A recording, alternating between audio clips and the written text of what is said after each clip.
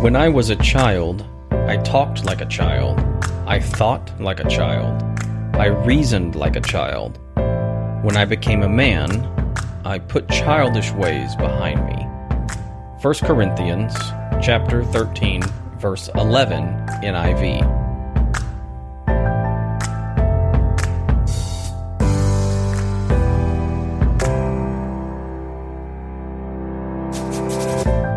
Today is December 18th, and you're listening to the Daily Devotion Podcast from Devotable. Today's devotion is titled, New Christmas Spirit, and was contributed by Ruth O'Neill.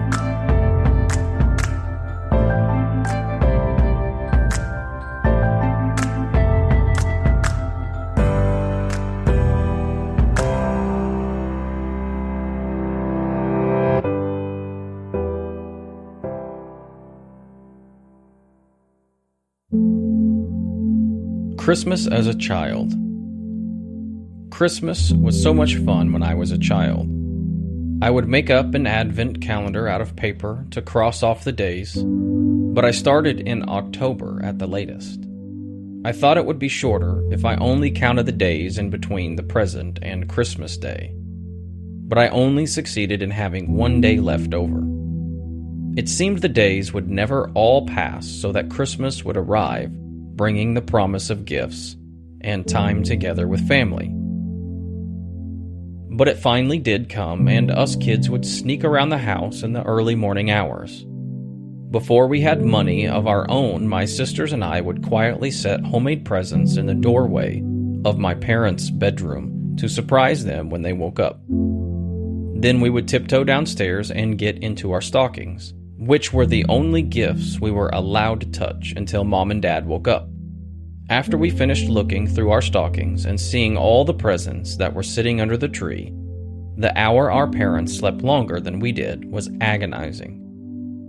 Christmas as an adult. But what about now that I'm an adult? Things have definitely changed.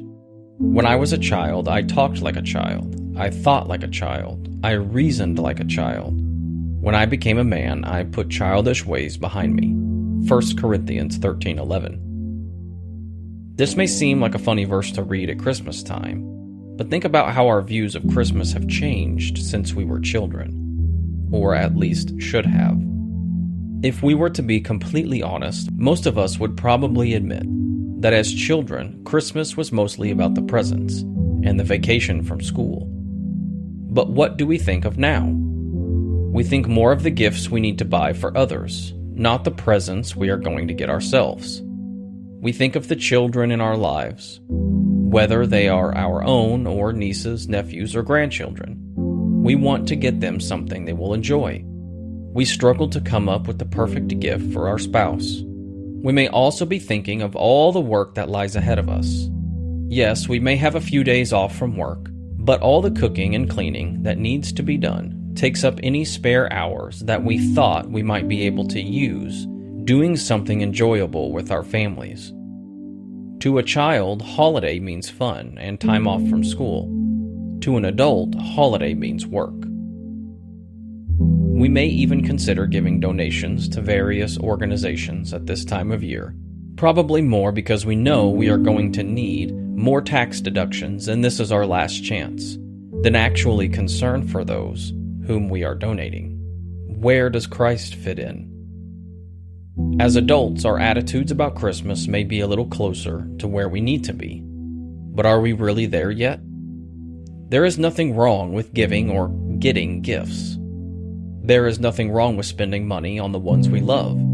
Certainly giving to those who are less fortunate than we are is a worthy activity. But where does Christ fit into all this? The only reason we celebrate Christmas is because God willingly sent His Son to be born here on earth, grow up, and take the punishment for our sins. Do we put more emphasis on gifts and the food we need to prepare than we put on our Savior?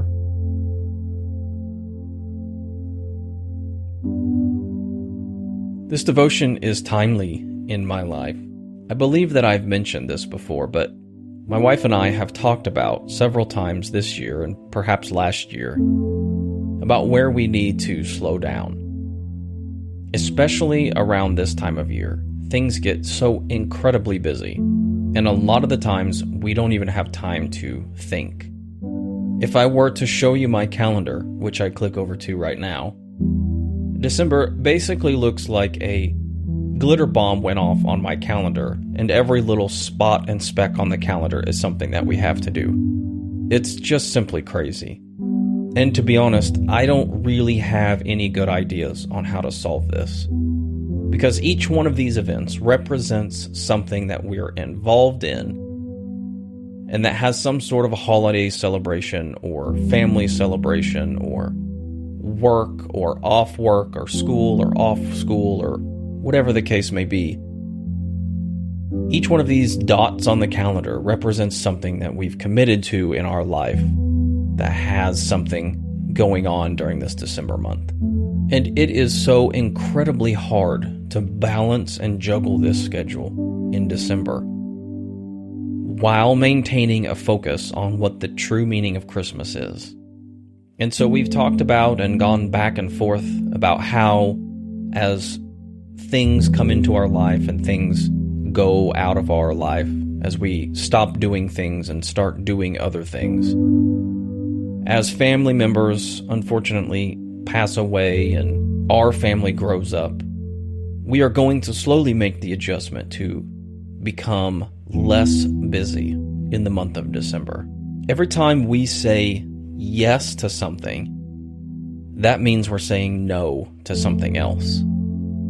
And unfortunately, a lot of times that means saying no to staying home with our families, talking about what Christmas means, and genuinely just spending valuable time with them to teach them about this season, to teach them about the birth of Christ, to teach them about the true meaning of Christmas. And so when we say yes to an event, we say no to something else. And I don't know about you guys, but I want to stop saying no to my family and yes to things. And don't get me wrong, there are certain things and activities that we're involved in, especially with our church, that we have to say yes to. We've committed to those things, and we need to say yes to the events that are scheduled in December and towards the end of the year that are for those groups and organizations. But some of them we don't have to say yes to. We just don't. So Christmas, as Ruth puts it, has definitely changed in my life. And even in my adult life, I can see over the past 10 years, Christmas has even changed. It is way more busy than what it ever used to be. And I don't want it to be like that. I don't want it to be so busy that we forget the true meaning of Christmas. We forget to show the true meaning of Christmas to our family, to our children. And we forget just to spend time with each other and enjoy the days that we have, because I know, as well as most of you probably do, that those days will come and go more quickly than I can even imagine. In less than 10 years, my oldest son will probably be gone and out of the house. And the previous 10 years have flown by quicker than I'd ever imagined. So I want to slow down.